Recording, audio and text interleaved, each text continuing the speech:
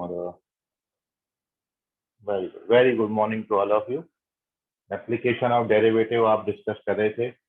इसमें derivative as rate measurer अपन ने डिस्कस कर लिया है।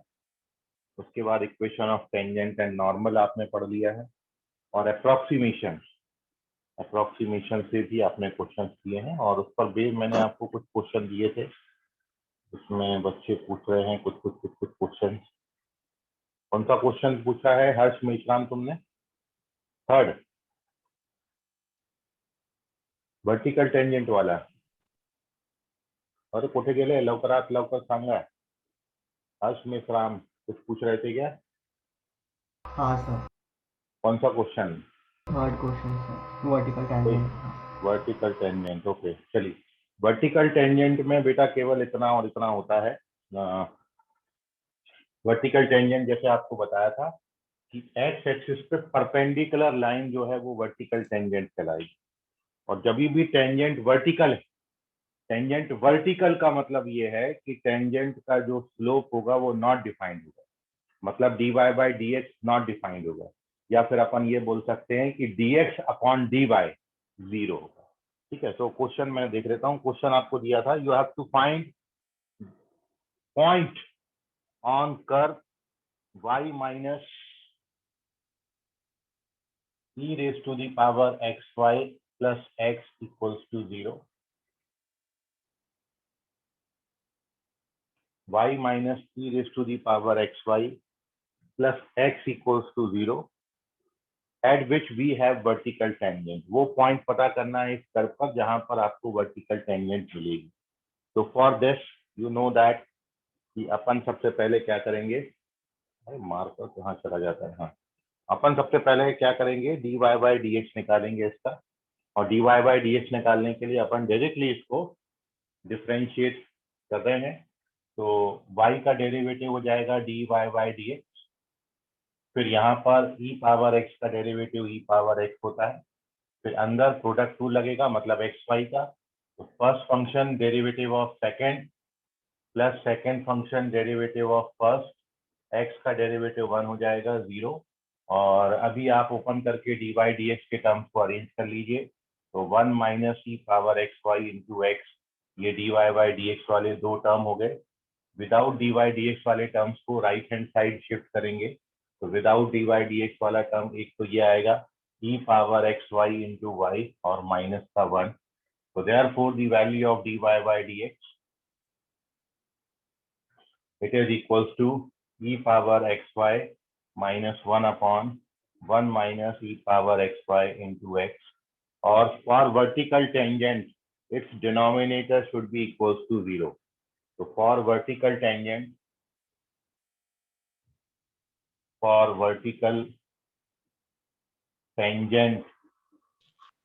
ये जो डिनोमिनेटर है 1 minus E power x Y into X, it should be equals to 0। और अब आपको x का वैल्यू ऐसा डिसाइड करना है और y का, ताकि ये दोनों साइड इक्वल हो जाए। तो अब आप देख पा रहे हो, यदि मैं x की जगह पर 0 डाल देता हूँ है, और y को तो आप कुछ भी लेते रहो, हमेशा ये सेटिस्फाई हो जाएगा। x की जगह पर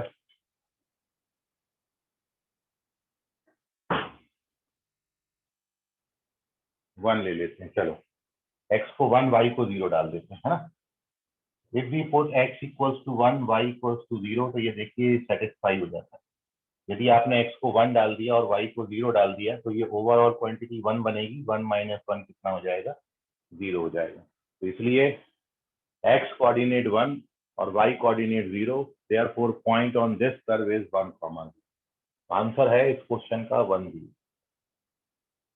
कंपेयर करके निकालना है लास्ट, देख लीजिए, कोई डाउट होगा तो पूछ लीजिए। तो ये था आपका होमवर्क का क्वेश्चन नंबर 3। और एक क्वेश्चन मेरे को ऋषभ बोधे ने पूछा है। ऋषभ भाई साहब पूछ रहे हैं सर, वो 6 क्वेश्चन जो है उसका आंसर मैच नहीं कर रहा। 6 क्वेश्चन कौन सा था ऋषभ?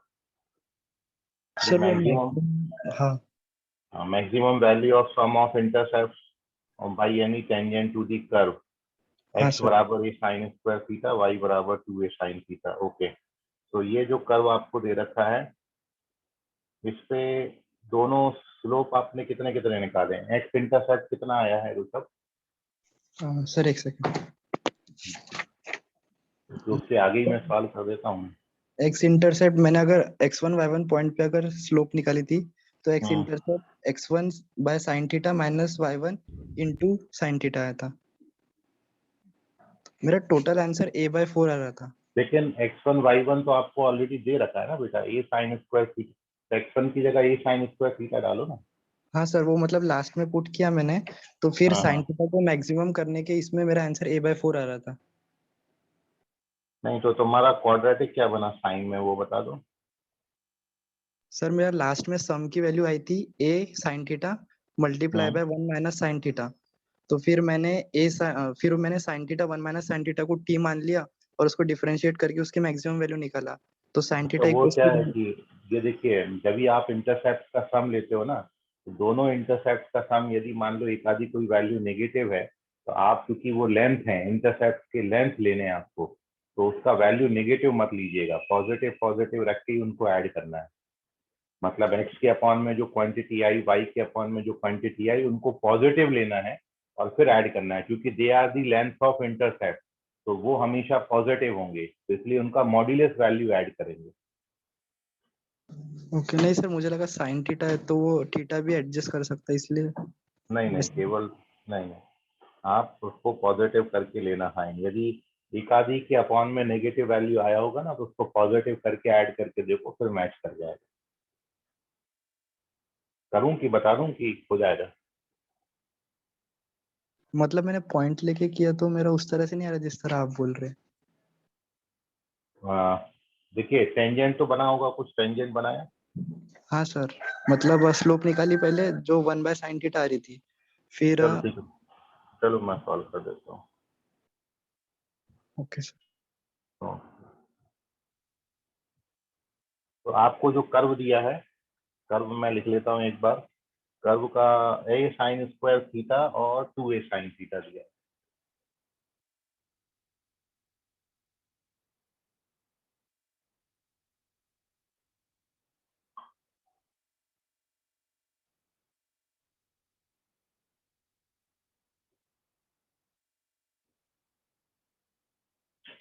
मतलब x बराबर A sine square theta, y बराबर 2a साइन थीटा। तो जब आप इसका dy बाई dx निकालेंगे, तब एक बार चेक कर लेना है सही है कि नहीं। तो पैरामेट्रिक डिफरेंशिएशन से first we calculate dy by dx। तो ये आएगा 2a cos थीटा, और ये आएगा 2a sine theta cos theta. तो 2a cos थीटा कैंसिल हो जाता है। The slope is 1 upon sin theta, and therefore equation of tangent is y minus y1 is equals to slope x minus x1। और अब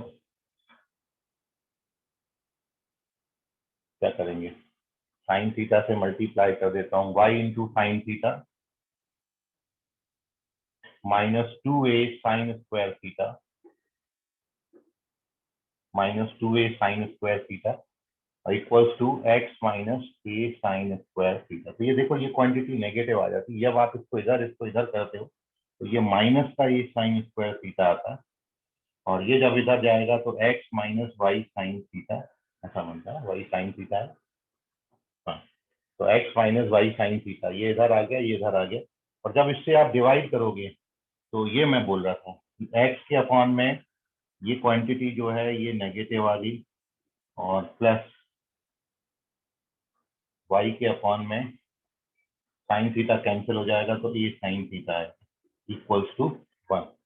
इससे divide किया है तो वी गेट दिस, कट हो जाएगा। हाँ चलिए, और अब ये जो इक्वेशन बन गई, इसमें जो लेंथ ऑफ इंटरसेप्ट है, तो x इंटरसेप्ट का लेंथ ये है, y इंटरसेप्ट का लेंथ ये है। तो जब हम लेंथ की बात कर रहे हैं, तो ये क्वांटिटी हम नेगेटिव नहीं लेंगे, तो हमको ये पॉजिटिव लेना है। तो जो सम ऑफ इंटरसेप्ट आएगा, वो सम ऑफ इंटरसेप्ट हम लेंगे a sin स्क्वायर थीटा और प्लस a sin थीटा, ये सम ऑफ इंटरसेप्ट है।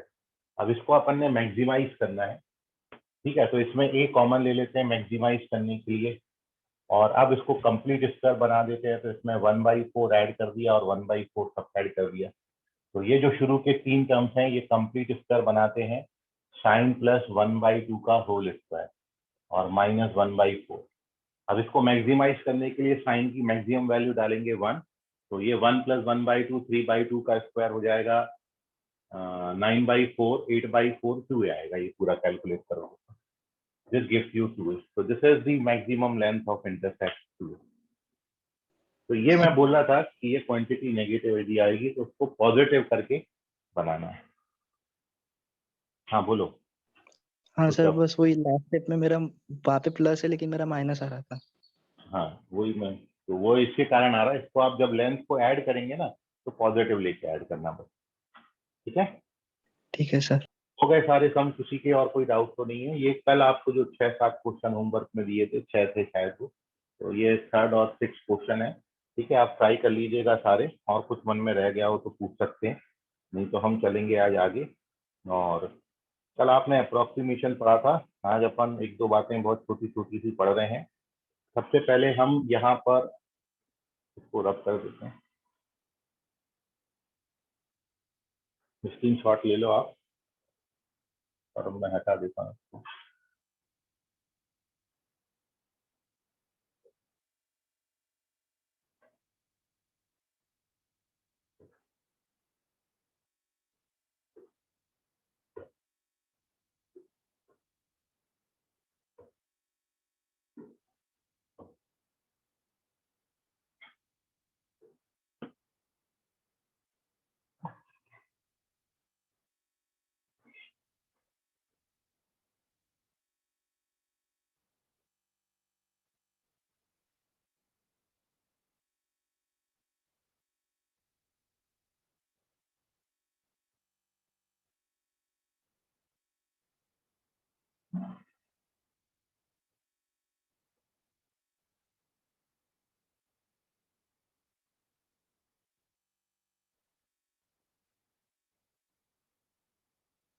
चलिए नेक्स्ट हेडिंग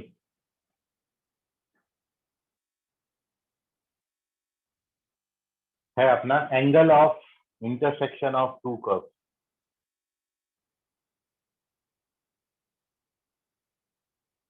नेक्स्ट हेडिंग है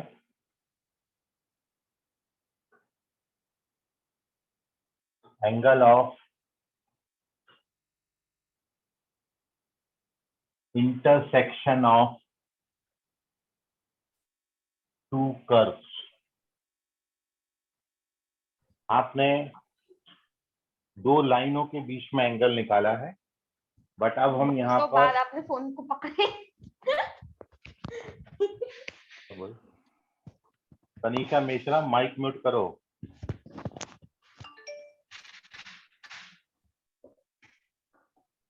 अब माइक पे चालू कर लेते हैं। तो angle of intersection of two curves, हमको 2 कर्व के बीच में एंगल निकालना है। अब ये कर्व सर्कल सर्कल हो सकता है, सर्कल पैराबोला हो सकता है, पैराबोला इलिप्स हो सकता है, इलिप्स हाइपरबोला हो सकता है, कोई भी 2 कर्व आएंगे। उन 2 कर्व के बीच में जब हमने एंगल निकालना है तो अब हम एप्लीकेशन ऑफ डेरिवेटिव इसका यूज करके 2 कर्व के बीच में एंगल भी फाइंड आउट कर सकते हैं। तो मैं सबसे पहले एक डायग्राम बना लेता हूँ, उसमें 2 कर्व आपको दिखाता हूँ और इन 2 कर्व के बीच में हम एंगल फाइंड आउट करते हैं। तो this is our curve number first and this is our curve number second. मान लो ये 2 कोई कर्व है, कोई भी 2 कर्व हो सकते हैं यहाँ पर, ठीक है। तो this is our C1 curve number 1, this is curve number 2, C1 और C2 है, and we have to find angle between them. इन 2 कर्व के बीच में हमको एंगल निकालना। तो आप क्या करोगे, सबसे पहले आपको केवल क्वेश्चन में क्या दिया जाएगा, आपको क्वेश्चन में केवल और केवल कर्व के इक्वेशंस दिए जाएंगे और आपसे बोला जाएगा कि इनके बीच में एंगल फाइंड आउट करो, find the angle between them. तो सबसे पहला स्टेप आपका ये है to find angle between these 2 curve. सबसे पहला काम आप क्या करेंगे, इन दोनों कर्व को साथ साथ में सॉल्व कर लेंगे, साइमल्टेनियसली सॉल्व करेंगे। First we solve both the curve simultaneously, और इन दोनों को सॉल्व करके सबसे पहले हम इनका ये point of intersection P find कर लें। तो first you have to calculate this point of intersection. ये दोनों कर्व साइमल्टेनियसली सॉल्व करने हैं। सॉल्व करने के बाद you get the coordinate of point P। एक काम आपका खत्म हो गया। और उसके बाद आपको जैसे ही पॉइंट P मिलेगा तो आप इस पॉइंट पर पहले कर्व का टेंजेंट निकाल सकते हो, और आपको टेंजेंट की इक्वेशन नहीं चाहिए, आपको केवल और केवल टेंजेंट का स्लोप चाहिए। टेंजेंट का स्लोप चाहिए। तो हम क्या करेंगे, इस पॉइंट पर पहले कर्व को डिफरेंशिएट करके हम पहले कर्व को dy बाई dx निकालेंगे, पहले कर्व का C1 कर्व का। किस पॉइंट पर? पॉइंट P पर। और इसको हम क्या नाम दे रहे हैं? इसको हम M1 नाम दे रहे हैं, M1। ठीक है, हमको पूरी इक्वेशन नहीं चाहिए। हमने क्या किया, पहले पॉइंट P निकाला है और उस पॉइंट P पर पहले कर्व को डिफरेंशिएट किया है, पहले कर्व को डिफरेंशिएट किया है, उसको हमने M1 नाम दे दिया। और फिर इसी पॉइंट P पर हम दूसरे कर्व को डिफरेंशिएट करके दूसरी कर्व की टेंजेंट का स्लोप निकाल लेते हैं, dy by dx of second curve, और इसको हमने M2 नाम दिया। तो इस तरीके से हमको दो टेंजेंट मिल जाती हैं इस पॉइंट P पर। तो तीन काम हो गए हमारे पास। पहले पॉइंट निकालेंगे, उसके बाद पहले कर्व से M1 आएगा, दूसरे कर्व से M2 आएगा। अब थ्योरी जो है, जो एंगल बिटवीन टू कर्व्स है, दो कर्व के बीच में जो एंगल बनेगा वो रिक्वायर्ड एंगल जो है वो एंगल बिटवीन टेंजेंट्स के बराबर होगा, इस थीटा के बराबर। मतलब जो यहाँ पर मेन कंसेप्ट है वो केवल इतना है कि angle between two curves is equals to angle between their tangents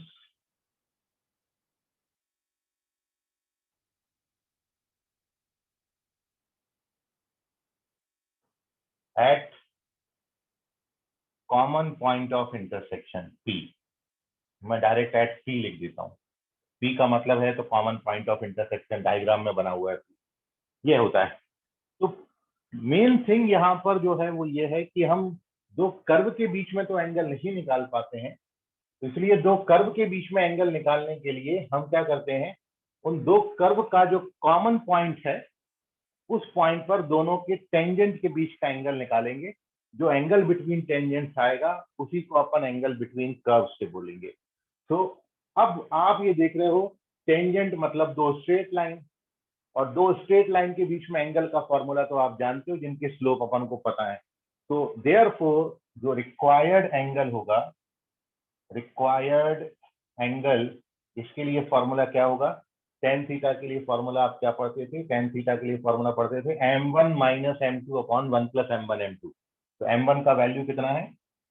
dy by dx of first curve, फिर dy by dx of second curve divided by 1 plus dy by dx of first curve, और into dy by dx of second curve का mod complete.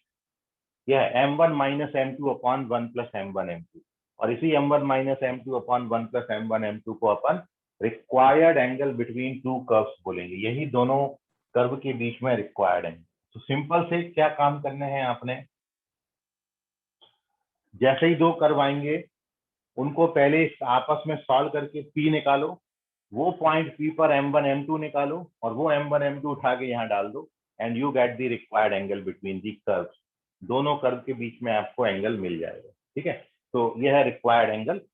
और अब इसमें एक बहुत महत्वपूर्ण बात, कि जब दो कर्व एक दूसरे को ऑर्थोगोनली इंटरसेक्ट करेंगे, मतलब हो ये सकता है कि जब आप ये एंगल निकालें तो अच्छा, एक चीज और है, ये जो रिक्वायर्ड एंगल है ये किसके बराबर आएगा? ये टेन थीटा के।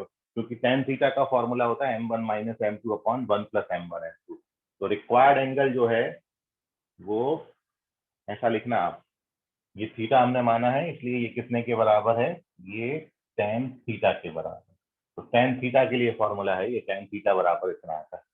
ठीक है, अब इसमें हम कुछ दो बातें नोटेबल आपको बता रहे हैं। तो नोट में क्या बात हो गई बेटा, नोट में पहला बात ये हो गया कि यदि angle between these two curve becomes 90 degree, यदि दोनों कर्व के बीच में एंगल 90 डिग्री बन जाता है तो फिर हम इन कर्व्स को क्या बोलते हैं, ऑर्थोगोनल कर्व।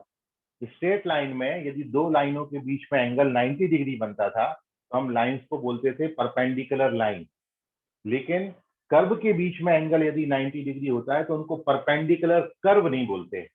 तब कर्व के केस में हम परपेंडिकुलर वर्ड की जगह पर ऑर्थोगोनल वर्ड यूज करते हैं। परपेंडिकुलर वर्ड स्ट्रेट लाइन के लिए यूज करेंगे। यदि स्ट्रेट लाइन के अलावा कोई कर्व है, सर्कल है, पैराबोला है, एलिप्स है, हाइपरबोला है, या इनके अलावा कोई कर्व है, मतलब जिसमें वेरिएबल्स एक्स और वाई की पावर 2 या 2 से ज्यादा है, तो ऐसे कर्व में अपन परपेंडिकुलर वर्ड यूज नहीं करेंगे। यदि एंगल बिटवीन दो कर्व 90 डिग्री बनता है तो फिर अपन उनको ऑर्थोगोनल कर्व बोलते हैं। तो ऑर्थोगोनल कर्व क्या है, यहाँ पर पहला पॉइंट है orthogonal curve.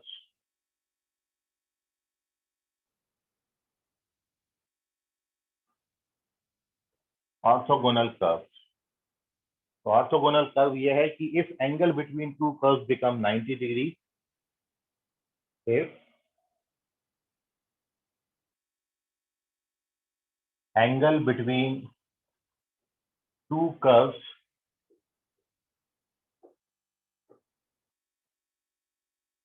becomes 90 degree, then curves are said to be orthogonal. तो फिर हम कर्व को बोलेंगे ऑर्थोगोनल। और यदि उनकी कंडीशन ऑफ ऑर्थोगोनैलिटी चाहिए तो ऑर्थोगोनल कर्व के लिए जो कंडीशन हो जाएगी, डिनोमिनेटर 0 हो जाएगा, क्योंकि एंगल 90 डिग्री है तो tan 90 नॉट डिफाइन होता है, इसलिए denominator should be equal to 0। तो इसके लिए जो कंडीशन हो जाएगी, कि आपको डायरेक्टली कंडीशन बताना है या आपको कभी क्वेश्चन में दे रखा है कि दो कर्व ऑर्थोगोनल है, तो उनके लिए कंडीशन क्या बनेगा, डिनोमिनेटर इक्वल्स टू 0, मतलब दोनों कर्व का जो डेरिवेटिव है dy by d x of first curve और dy by d x of second curve, इन दोनों का जो प्रोडक्ट है it should be equals to -1। तो यदि दोनों कर्व के स्लोप का प्रोडक्ट -1 हो जाता है then they are said to be orthogonal curve. So this is the condition of orthogonality. इसको ऑर्थोगोनल कर्व के लिए अपन कंडीशन बोलेंगे। तो आगे से कभी भी दो कर्व ऑर्थोगोनल है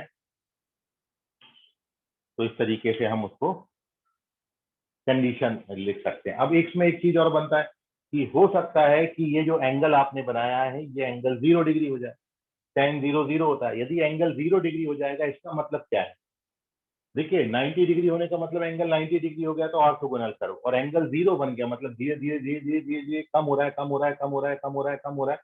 तो उस केस में क्या होगा, जब एंगल 90 डिग्री से 0 डिग्री हो जाएगा तो उस केस में हम कर्व को बोलेंगे they are touches each other.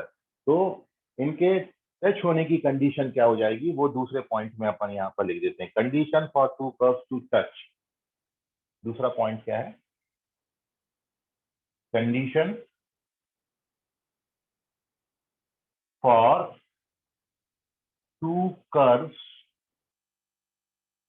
To touch. दो कर्व को एक दूसरे को टच करने के लिए कंडीशन क्या हो जाएगी, तो दो कर्व एक दूसरे को टच करेंगे, यदि ये 0 हो जाए मतलब दोनों के स्लोप्स इनडायरेक्टली उस कॉमन पॉइंट पर कैसे हो जाए, बराबर हो जाए। तो उसके लिए कंडीशन सीधी सीधी यह है, न्यूमरेटर बिकम 0, और न्यूमरेटर को यदि आप 0 से इक्वेट करेंगे तो इसका मतलब है पहले कर्व का स्लोप इज इक्वल्स टू दूसरे कर्व का स्लोप। यदि दोनों कर्व के स्लोप बराबर हो जाते हैं then we say that both the curves touches each other at their common point of intersection. ये तो दो कंडीशन यहाँ से निकल के आती हैं। तो यह है कंडीशन ऑफ ऑर्थोगोनैलिटी, दो कर्व के टच होने का कंडीशन। और दो कर्व के बीच में आप एंगल कैसे निकालेंगे? सिंपल सी 2-3 स्टेप्स हैं। सबसे पहले सबसे इंपॉर्टेंट स्टेप है, यही सॉल्व नहीं होता बच्चों से, कि आपको ये P निकालना है। P आ गया एक बारी, तो वो जो पॉइंट आएगा वो पॉइंट पर दोनों कर्व का स्लोप निकालना है, मतलब टेंजेंट का स्लोप निकालना है। और once you get M1 M2, बस वो यहाँ डाल देना है, तो अपना एंगल आ जाता है। एक क्वेश्चन के थ्रू मैं इसको डिस्कस कर रहा हूँ, इतनी बात में कोई डाउट है तो पूछ लीजिए, स्क्रीनशॉट लें इसका। और मैं एक क्वेश्चन के थ्रू ये पूरा प्रोसेस आपको करके दिखा रहा हूँ।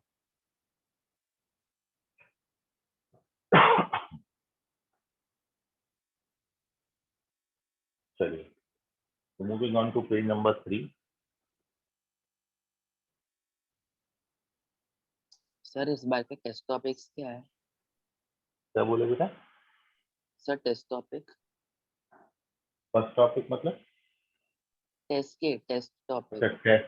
टेस्ट के टॉपिक कितनी बार पूछेगा भाई? टेस्ट का टॉपिक जो है मेथड ऑफ डिफरेंशिएशन कंप्लीट आ रहा है। एओडी जो आप पढ़ रहे हो फ्राइडे तक जितना पढ़ोगे वो आएगा, और साथ में आपको आएगा कोऑर्डिनेट ज्योमेट्री से पॉइंट एंड स्ट्रेट लाइन। ये 3 चैप्टर हैं टेस्ट के। Okay sir.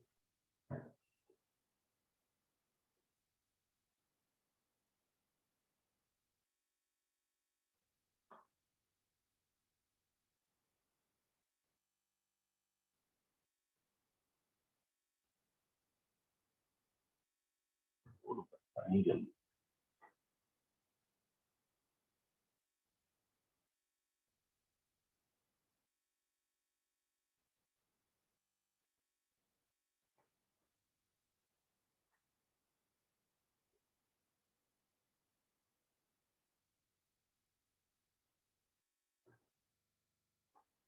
चलिए, तो आगे हाँ क्वेश्चन पे थे अपन। क्वेश्चन देखता हूं मैं।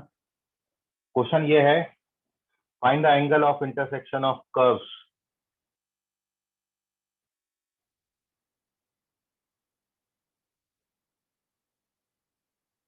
Find angle of intersection of curves y बराबर x², ओपन अपवर्ड पैराबोला है, एंड y बराबर 4 - x²। y is equals to 4 - x²।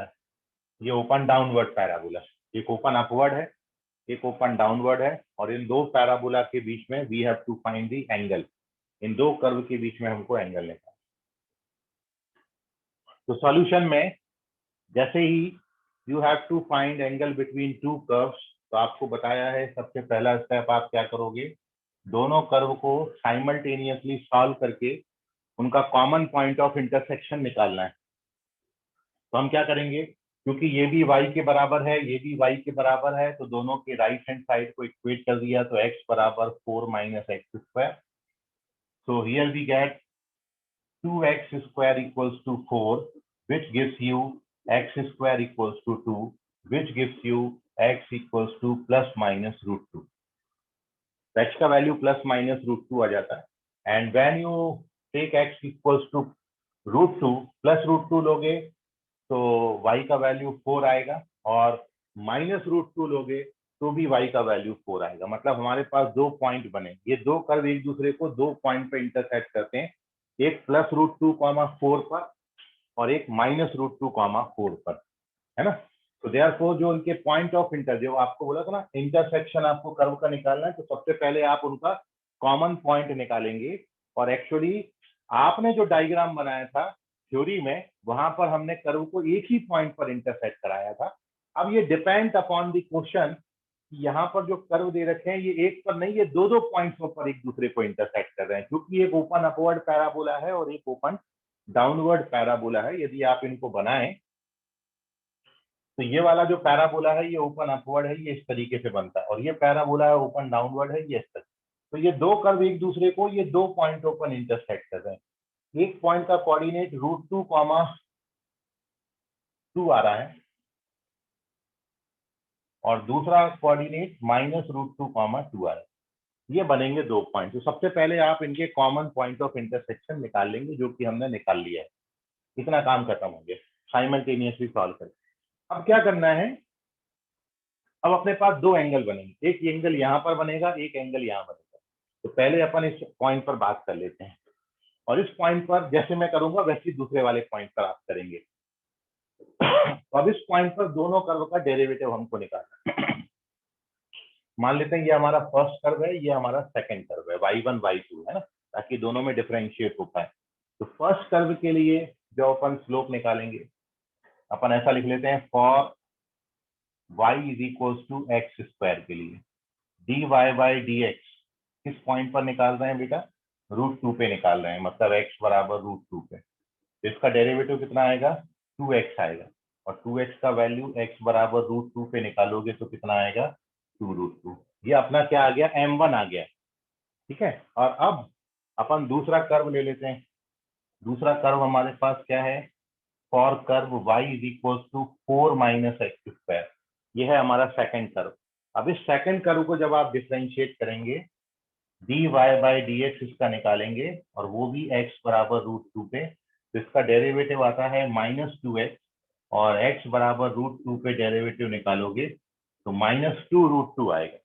तो एक आया +2√2, एक आया -2√2, मतलब दिस इज अवर m1, ये हमारा m1 हो गया, और दिस इज अवर m2, ये हमारा m2 हो गया। m1 और m2 हमारे पास आ गए। Once we get the slope, यदि हमारे पास स्लोप आ गया बेटा, तो आप अपन क्या करेंगे, रिक्वायर्ड एंगल के लिए फॉर्मूला क्या होता है, तो रिक्वायर्ड एंगल, या फिर डायरेक्ट tan थीटा लिख दें अपन, रिक्वायर्ड एंगल की जगह tan थीटा। तो tan थीटा के लिए फॉर्मूला क्या हो जाता है, मॉड m1 - m2, तो 2√2 divided by 1 + m1 m2, 1 + m1 m2 करोगे तो ये आ जाएगा। अब कैलकुलेट कर लेना, तो it is 4√2/7। So therefore theta is equals to tan inverse 4√2/7. This is our answer, but this is one answer, क्योंकि हमारे को ऐसे दो एंगल मिल रहे हैं। ठीक है, एक तो इस पॉइंट पर हमने निकाला, अब ऐसे जब अपन इस पॉइंट पर निकालेंगे तो देखिए कितना फर्क आता है, वो मैं आपको दिखाता हूँ। जहाँ दो दो एंगल बन रहे हैं, एक एंगल मैंने बना दिया है, ये आ गया। दूसरा एंगल जब आप निकालोगे तो इस कर्व का आप इस पॉइंट पर वैल्यू निकालोगे, अब -√2 पर x बराबर अब कितना डालेंगे हम, -√2, -√2, -2√2,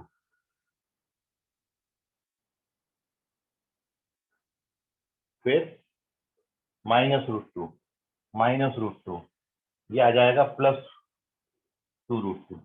और जब वैल्यू डालेंगे तो ये वाला माइनस बनेगा और ये वाला माइनस रहेगा। तो जब आप सॉल्व करेंगे तो फिर से ऐड हो जाएगा और आएगा यही, क्योंकि मॉड लगा हुआ है ना, वैल्यू में कोई फर्क नहीं आ रहा है। ये फिर से 4√2/7 आ रहा है। तो कहने का मतलब है यहाँ पर जो एंगल बनेगा वो एंगल यहाँ पर बनेगा, दोनों पर सेम एंगल बनता है। हर बारी ऐसा नहीं होता, इस पर्टिकुलर क्वेश्चन में दोनों एंगल सेम आ रहे हैं। ठीक है, तो वो माइनस वाले के लिए आप देख सकते हो सेम एंगल आता है। तो मैं अब ये साइन यहाँ से निकाल लेता हूँ, आप माइनस वाले के लिए लिख देना। सिमिलरली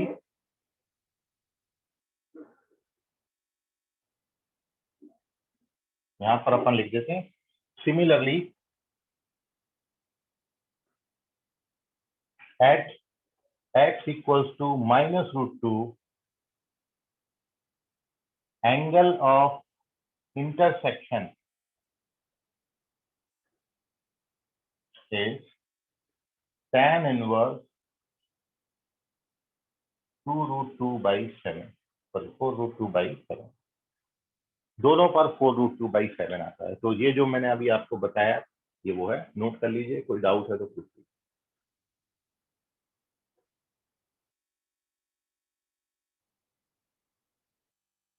अरे अच्छी बात है, डाउट सर सही एक है। बार सेकंड क्वेश्चन, सेकंड वाला जो एंगल है वो कैसे है मुझे बताना। सेकंड वाले में जितनी जगह +√2 डाला उसकी जगह -√2 डालना है। जब x को -√2 डालोगे तो ये जो प्लस आ रहा है ये माइनस आएगा, और वो जो माइनस आ रहा है वो प्लस आएगा। मतलब ये वाला माइनस हो जाएगा और ये वाला भी प्लस हो जाएगा। ठीक है, अपोजिट हो जाएंगे। और जब आप पूरी कैलकुलेशन करोगे तो रिजल्ट यही देगा 4√2/7। तो कुछ नहीं होता है, मतलब ये हो गया कि m1 की जगह m2 और m2 की जगह m1 हो जाता है। तो जब आप फॉर्मूला में भी tan थीटा के फॉर्मूला में भी m1 को m2 से और m2 को m1 से रिप्लेस करोगे तो वैल्यू में कोई चेंज नहीं आता, क्योंकि बाहर मॉड लगा है। तो आप m1 माइनस m2 लिखें या m2 माइनस m1 लिखें, वैल्यू में कोई फर्क नहीं आता है, क्योंकि ये दोनों न्यूमेरिकली चेंज ही नहीं हो रहे। बस हो क्या रहे हैं कि +√2 की जगह पर जब आप -√2 पे आ रहे हैं तो हो ये रहा है कि स्लोप जो है वो इंटरचेंज हो जाए।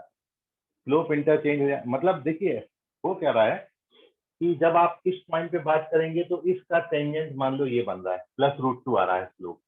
और जब आप इस पॉइंट पे बात कर रहे हो तो जो स्लोप आ रहा है वो इस तरीके से -√2 आ रहा है। ठीक है, कर्व तो एक ही लिया है, open upward. Open upward curve के लिए इस कर्व का टेंजेंट जो है स्लोप उसका +√2 और यहाँ पर आ रहा है -√2। तो हो ये रहा है कि दोनों की स्लोप इंटरचेंज हो जा रहे हैं, √2 की जगह -√2 और -√2 की जगह +√2 हो जा रहा है, और इसलिए वैल्यू में फर्क नहीं आ रहा है। तो दोनों पर एंगल इसलिए सेम बनेगा। ठीक है, क्लियर है अभी? सर हाँ बोलो। सर यहाँ पे एक्यूट और ऑब्ट्यूज का कोई कंसेप्ट नहीं बनता? नहीं, जनरली जब आपको एंगल कैलकुलेट करने को बोला जाता है तो generally we calculate acute angle. ठीक है, यदि आपको ऑब्ट्यूज पूछा जाएगा तो आपने जो एंगल निकाला उसको बस 180 में सबट्रैक्ट कर देना।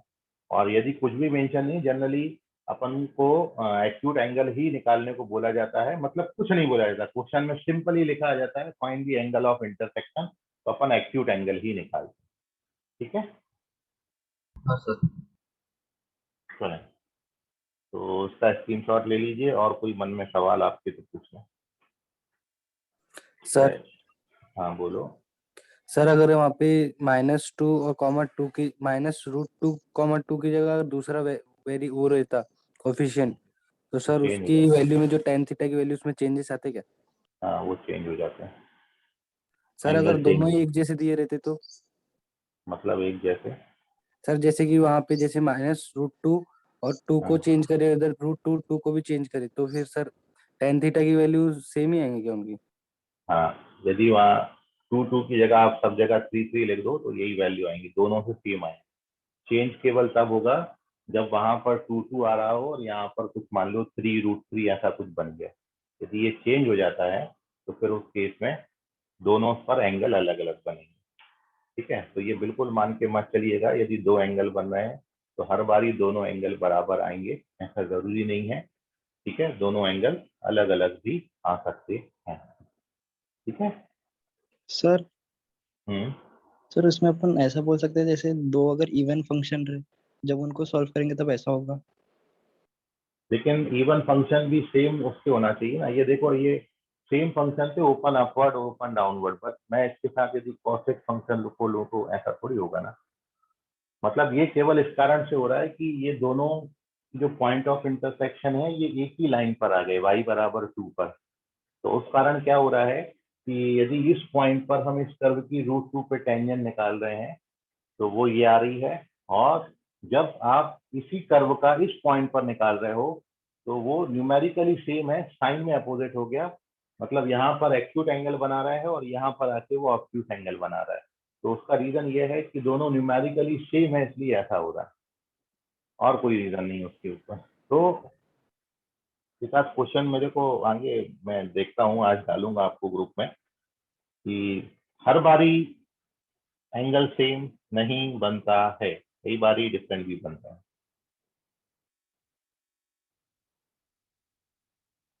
ठीक है, हाँ सर। चले पेज नंबर 4 पर कुछ मैं अब आपको, और आगे बढ़ने से पहले एक छोटी सी बात को पीछे छोड़ते हुए मैं आ गया, वो मैं आपके साथ डिस्कस कर लेता हूँ।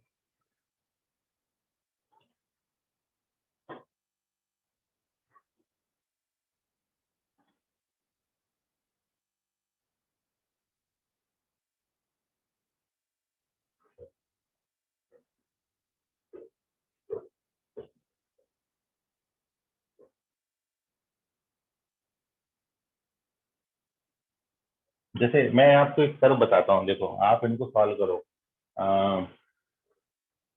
जैसे मैंने अभी तो एक ओपन अपवर्ड और एक ओपन डाउनवर्ड पैराबोला लिया, एक मैं ले लेता हूँ ओपन अपवर्ड और एक राइट हैंडेड ले लो।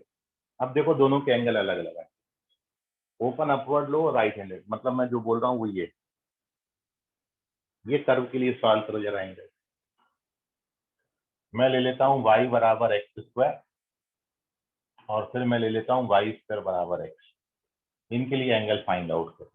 यहाँ ये भी दो पॉइंटों पर इंटरसेक्ट करते हैं पैराबोला एक दूसरे से, लेकिन दोनों पॉइंटों पे जो एंगल बनेगा वो अलग अलग आएगा, वो सेम नहीं आता। एक पे तो एंगल एक जगह तो ये ओरिजिन पे इंटरसेक्ट करेंगे, तो ओरिजिन पे तो इनका जो इंटरसेक्शन है वो 90 डिग्री आता है। ओरिजिन पर एंगल बिटवीन टेंजेंट 90 डिग्री आता है। और एक बनता है 1,1।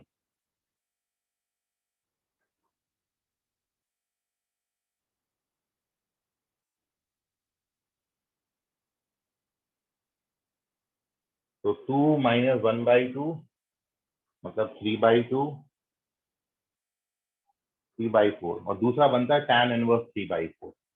दो एंगल बनेंगे, एक 90 डिग्री बनेगा, एक tan इनवर्स 3/4 बनेगा इसमें, ये क्वेश्चन में। देखो यदि आप ये पैराबोला को प्लॉट करते हैं तो इसमें एक ओपन अपवर्ड पैराबोला है और एक राइट हैंडेड पैराबोला है। ये है ओपन अपवर्ड, y बराबर एक्स स्क्वायर, और ये राइट हैंडेड है। ठीक है, तो ये दोनों कर्व एक दूसरे को दो पॉइंट पर इंटरसेक्ट करते हैं, एक करते हैं 0, 0 पर और एक करते हैं ये 1,1 पर। ठीक है, ये दो कर्व पर हमको इनका एंगल पॉइंट ऑफ इंटरसेक्शन, तो पॉइंट ऑफ इंटरसेक्शन निकाल लिया, एक पॉइंट पहला कंप्लीट हो गया। अब क्या करेंगे, दोनों का डेरिवेटिव निकालेंगे। तो हम एक एक करके निकालते हैं। सबसे पहले 0, 0, 0 पे तो दिख रहा है, निकालने की जरूरत नहीं। 0, 0 पर इस कर्व की टेंजेंट है एक्स एक्सिस और 0, 0 पर इस कर्व की टेंजेंट है वाई एक्सिस, तो 0, 0 पर तो एंगल 90 डिग्री बन रहा है। तो at 0, 0 angle equals to 90 degree. अब मैं बात कर रहा हूं एट 1,1 पर। जब 1,1 पर पहले कर्व का आप डेरिवेटिव निकालोगे तो m1 का वैल्यू 2x बनेगा, मतलब 2। और दूसरे कर्व का जब आप डेरिवेटिव निकालोगे तो 2y dy dx equals to 1/2y। Calculate कर लेना, दूसरे कर्व का डेरिवेटिव आता है 1/2। ये आते हैं m1 और m2। तो देयरफॉर रिक्वायर्ड एंगल क्या होता है, tan theta is equals to mod m1 minus m2 upon 1 plus m1 m2। तो जब आप इसको कैलकुलेट करेंगे तो दिस गिव्स यू 3/2 अपॉन 2, मतलब 3/4 आ जाएगा। तो therefore angle as theta is equals to tan inverse 3/4। तो ये देखिए ये अब डिफरेंट आ गया, एक एंगल बना 90 डिग्री और एक एंगल बना tan इनवर्स 3/4। तो डिपेंडिंग अपॉन दी क्वेश्चंस, तो आप इसलिए आपको करके देखना पड़ेगा। और कई बारी सिंपल से क्वेश्चन आ जाते हैं, तो एक आधी तो पॉइंट ऑफ इंटरसेक्शन, सॉरी एक आधी तो एंगल ऑफ इंटरसेक्शन जो है वो डायरेक्टली अपन ऑब्जर्व करके बता सकते हैं। जैसे 0, 0 पे यहाँ बता दिया 90 डिग्री है, बाकी 1, 1 पे कैलकुलेट कर लिया। तो कुल मिला के फंडा ये है कि कॉमन पॉइंट ऑफ इंटरसेक्शन निकालो और उस पॉइंट पर दोनों का स्लोप ऑफ टेंजेंट निकालो, मतलब टेंजेंट का स्लोप निकालो m1 m2 और फॉर्मूला में डाल दो, then you get the answer. ठीक है, ये है बेसिक फंडा। चलते हैं आप आगे, कहाँ गए अपन। हाँ, तो मैं अब आपसे डिस्कस कर रहा था, कुछ इंपॉर्टेंट पॉइंट्स हैं, उसको आप याद रखना। ठीक है, इसको रब कर देता हूँ।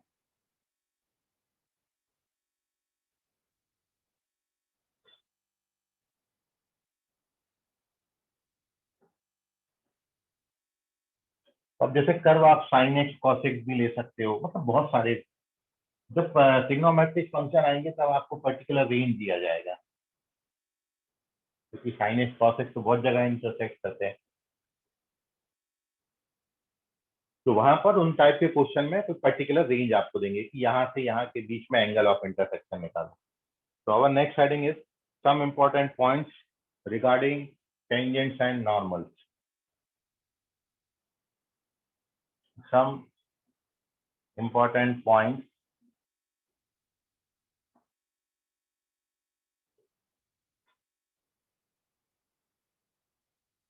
regarding tangents and normals.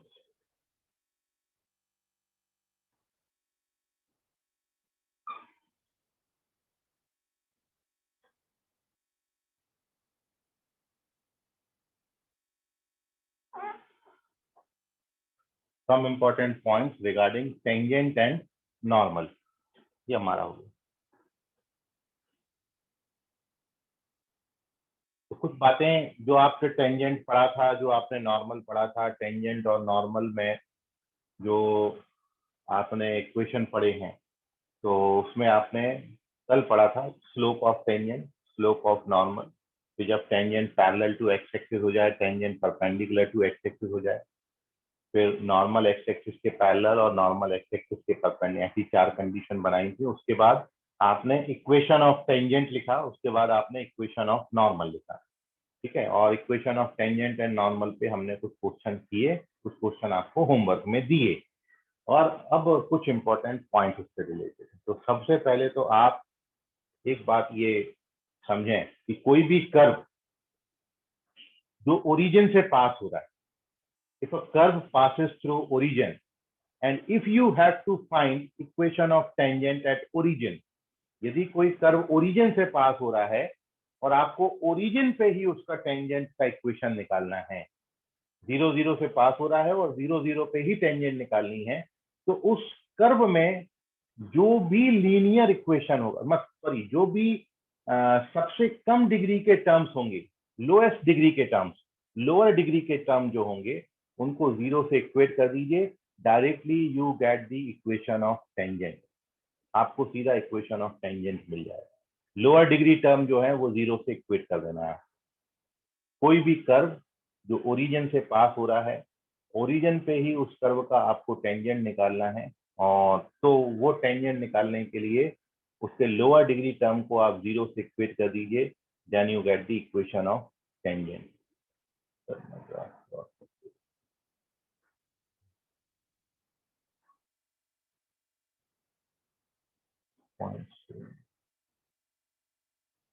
हाँ ठीक है, फिर तो सब चलेगा फिर। लेकिन इवन फंक्शन सेम कैटेगरी की, जैसे ट्रिग्नोमेट्रिक ले रहे हो तो ट्रिग्नोमेट्री में लेना है, और नहीं सर, तुमने मिक्सअप कॉस भी और होता है। डिफरेंट मतलब एक मैंने लिया cos x plus cos 2x और दूसरा लिया x to the power 4 plus x square, और ऐसे दूसरे दोनों का पॉइंट ऑफ इंटरसेक्शन एक ही लाइन पर आ रहा है, मतलब सर। केवल न्यूमेरिकल वैल्यू चेंज हो रही है, एक फर्स्ट क्वाड्रेंट में मिल रहा है तो एक सेकंड क्वाड्रेंट में मिल रहा है, ऐसा है। हाँ sir, y coordinate y value same है x। ओके ठीक है, तो ठीक है, जो तुम बोल रहे थे हो सकता है, मतलब क्योंकि इवन फंक्शन का ग्राफ जो है सिमेट्रिकल अबाउट y एक्सिस होता है ना। हाँ सर। हाँ, तो सिमेट्रिक का मतलब ये हो गया, जैसा फर्स्ट क्वाड्रेंट में होगा वैसे ही सेकंड क्वाड्रेंट में मिलेगा, ठीक है। ओके चले, अब अपन ये पॉइंट पे डिस्कशन कर रहे, तो जो मैंने बोला पहले वो लिखा देता हूँ, फिर आपको इसका क्वेश्चन में करके बताता हूँ। तो लिखिए, if a curve passes through origin, पहला पॉइंट लिखे इसमें, इफ एक कर्व पासेस थ्रू ओरिजिन, यदि कोई कर्व है जो कि ओरिजिन से पास हो रहा है, then equation of tangent at origin, ठीक है। If a curve passes through origin, then equation of curve at origin can be directly written by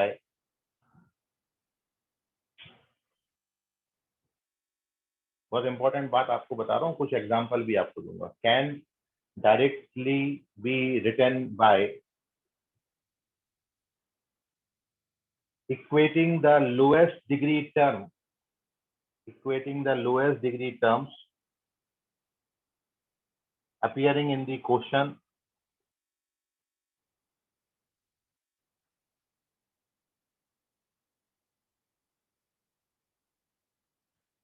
appearing in the equation, appearing in the equation of curve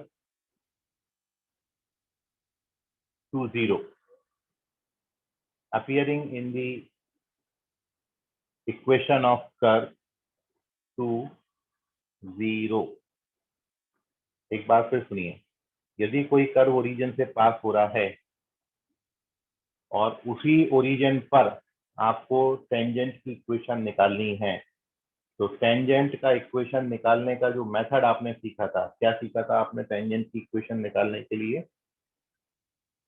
कि आप उस point पे curve का slope निकालोगे, मतलब dy by dx, और फिर point slope formula लगा के we write the equation of tangent, जो कि अपन लिखते हैं y minus y1 equals to dy by dx at x1 y1 और x माइनस x1। ये अपन टेंजेंट लिखते थे।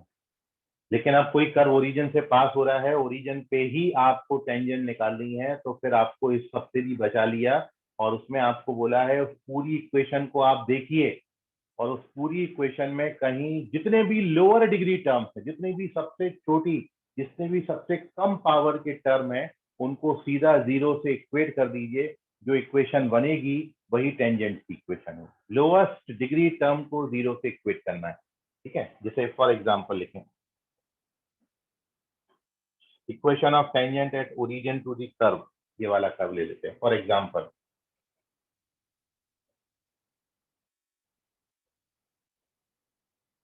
Equation of tangent at origin of curve x square plus y square plus 2gx plus 2fy equals to 0।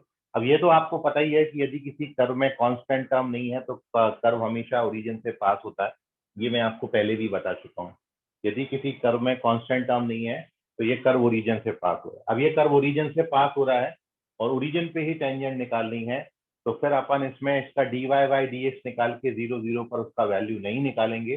अपन सीधा क्या करेंगे, जो आपको अभी लिखाया पॉइंट में, कि जो इसका लोअर डिग्री टर्म है ये है, क्योंकि डिग्री ऑफ द पॉलिनोमियल वो तो 2 है, तो 2 से छोटी जो डिग्री वाले टर्म्स हैं वो ये हैं। ये सबसे छोटी डिग्री वाले टर्म्स हैं, इनको 0 से इक्वेट कर दीजिए, तो आपका जो आंसर हो जाएगा टेंजेंट का 0 0 पर इस कर्व की टेंजेंट बनेगी gx plus fy equals to 0।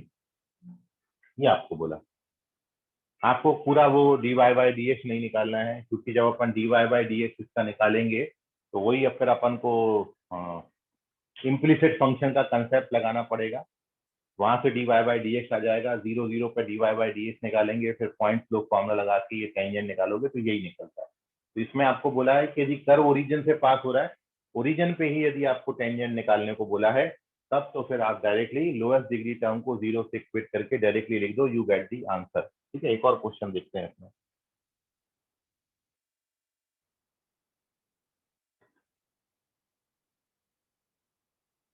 Curve मैं चेंज कर देता हूँ, बाकी थ्योरी तो वही है।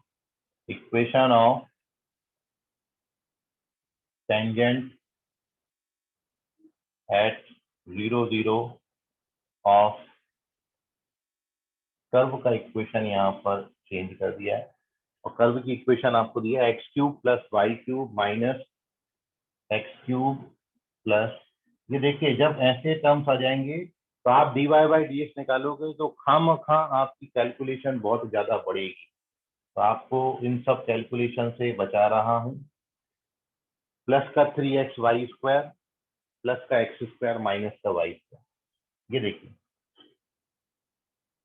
3 डिग्री के टर्म्स हैं, और जब आप इसको ऐसा नहीं है कि आप डेरिवेटिव नहीं निकाल पाओगे, आप निकाल लोगे डेरिवेटिव, लेकिन थोड़ा सा टाइम कंज्यूमिंग। अब आप ये जान रहे हो कि ये कर्व में ओरिजिन सॉरी ये कर्व में कांस्टेंट टर्म तो नहीं है, तो ये ओरिजिन से पास होगा, और ओरिजिन पे ही आपको टेंजेंट निकालने को बोल रहे हैं। तो अब आपने क्या करना है, ये भी 3 डिग्री का है, 3 डिग्री का है, 3 डिग्री का है, 3 डिग्री का, ये है 2 डिग्री का, 2 डिग्री का, इसलिए आपका आंसर क्या हो गया, जो टेंजेंट्स की इक्वेशन आ जाएंगी वो आ जाएंगी x square minus y square equal to 0, या फिर आप इसको एक्स प्लस वाई बराबर 0 और x माइनस वाई बराबर 0 लिख सकते हो। ये आगे टेंजेंट की इक्वेशन, ये मैं बोल रहा था आपसे। और एक और देख लेते हैं आप, लास्ट एग्जांपल वही है, इक्वेशन ऑफ टेंजेंट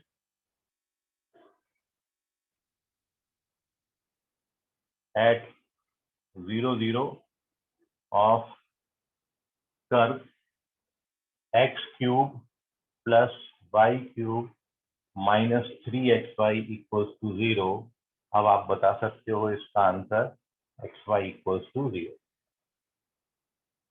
डन, है ना, क्योंकि 0 0 से पास होगा ये, और जो लोएस्ट डिग्री टर्म है वो ये वाला है, 1 डिग्री का है, मतलब ये टोटल 2 डिग्री का बना, ये 3 डिग्री का है, तो जो लोअर डिग्री टर्म है उसको 0 से इक्वेट करना है, तो 3xy बराबर 0 मतलब xy बराबर 0, तो ये है इसका इक्वेशन ऑफ टेंजेंट होता है। इतनी बात आप याद रखिए, ये पहला इंपॉर्टेंट पॉइंट था। हम इंपॉर्टेंट पॉइंट्स हम डिस्कस कर रहे हैं टेंजेंट और नॉर्मल से रिलेटेड हमारे, ठीक है। सेकंड पॉइंट देखेंगे अभी। देखिए मैं एक आपको ऐसा कर्व बना रहा हूँ यहाँ पर, जिसमें जो सेम लाइंस हैं वो टेंजेंट भी हो सकती हैं और नॉर्मल भी हो सकती हैं। एक ही कर्व ऐसा है where the tangent and normal lines are the same, ठीक है। तो एक क्वेश्चन आप यहाँ पर पॉइंट लिखें, दूसरा, same line could be tangent as well as normal.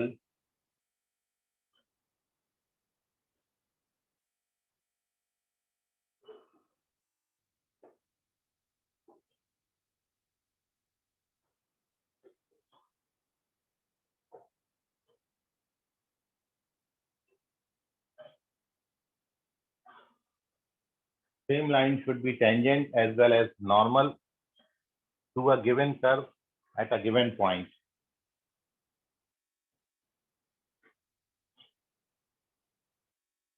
To a given curve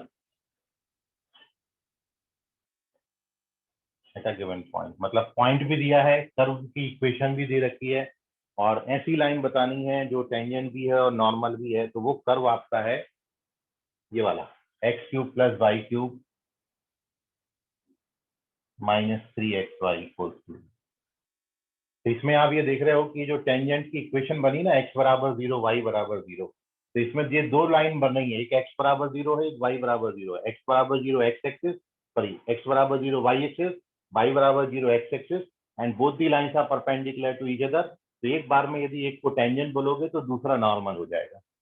मतलब आप यदि इस कर्व का ग्राफ देखें तो इसको याद रख लेना आप, इस कर्व का जो ग्राफ है इस तरीके से बनता है, इसको आप याद रख लीजिए।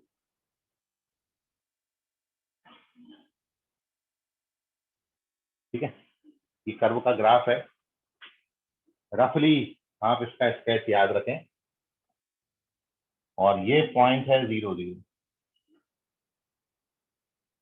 इस कर्व में आप देख रहे हो एक्स एक्सिस और वाई एक्सिस दोनों इसी पॉइंट से पास हो रहे हैं। तो मैं यदि एक्स एक्सिस को टेंजेंट बोलूंगा तो ये वाई एक्सिस नॉर्मल हो जाएगा, और मैं यदि वाई एक्सिस को टेंजेंट बोलूंगा तो एक्स एक्सिस नॉर्मल हो जाएगा। तो ये जो पेयर बना हुआ है ये टेंजेंट भी है और एज वेल एज नॉर्मल की इक्वेशन भी होंगी इसमें। ठीक है, तो ये कर्व में टेंजेंट और नॉर्मल की इक्वेशन सेम आ जाती है। मतलब एक बारी एक्स एक्सिस टेंजेंट है और इस लाइन के रिस्पेक्ट में आप एक्स एक्सिस को नॉर्मल भी बोल सकते हैं। तो एक्स एक्सिस टेंजेंट भी बन गई और एक्स एक्सिस नॉर्मल भी बन गई। ठीक है, सो ये है कर्व, इसका ग्राफ अभी तक अपन ने प्लॉट नहीं करा था, इसका शेप आप ऐसा याद रखना। ठीक है, नोट कर लीजिए और याद रखिएगा।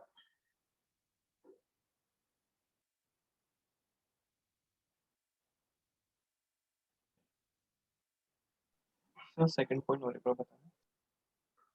सेकंड पॉइंट में कुछ नहीं बताया। सेकंड पॉइंट में आपको ये बताया है कि जब आप थ्योरी पढ़ते हो, जब आप क्वेश्चन करते हो, तो कई बार ही होता है कि ये कर्व आपको मिल जाता है। ठीक है, तो ये कर्व का शेप अपन ने अभी तक नहीं बनाया था, तो इसका डायरेक्टली मैं ग्राफ बना के दिखाया हूँ। ये ऐसा ग्राफ होता है इस फंक्शन का, और इसमें आपको ये याद रखना है कि इसी क्वेश्चन का एक तो पॉइंट मैंने फर्स्ट पॉइंट से एक्सप्लेन किया कि यदि मेरे को इसकी टेंजेंट बतानी है, ये मैंने टेंजेंट के लिए लिखी है सारी बातें, तो जो लोएस्ट डिग्री टर्म है उसको 0 से इक्वेट करके हमको टेंजेंट मिल जाता है।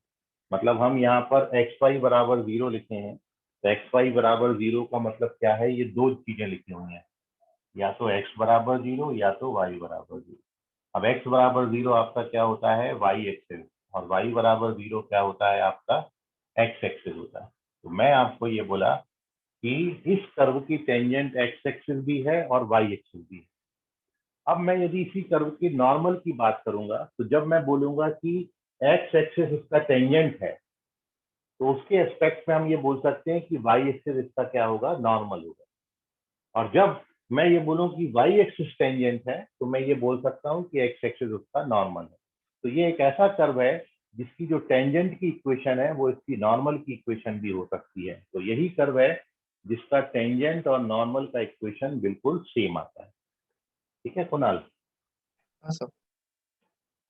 चलिए तो उसका स्क्रीनशॉट ले लें।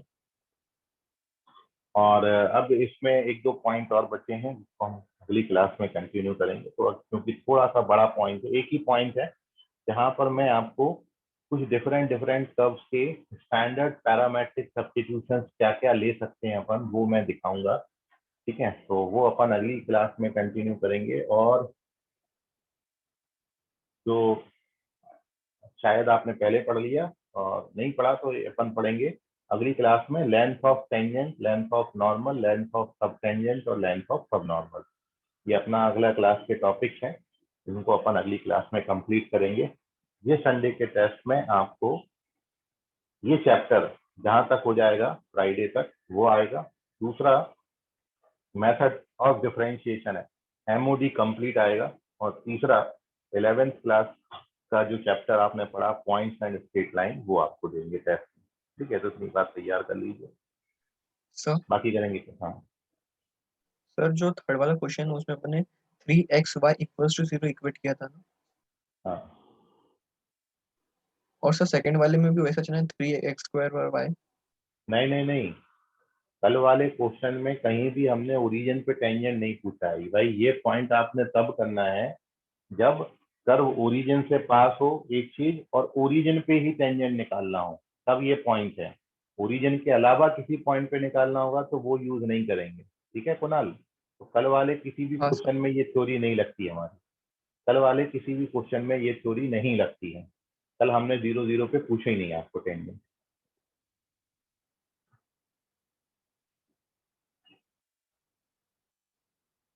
मानकापुर में जैसे कल आया था मंडे, वेडनेसडे और वेडनेसडे के बाद क्या रहेगा, थर्सडे। ठीक है ऋषभ,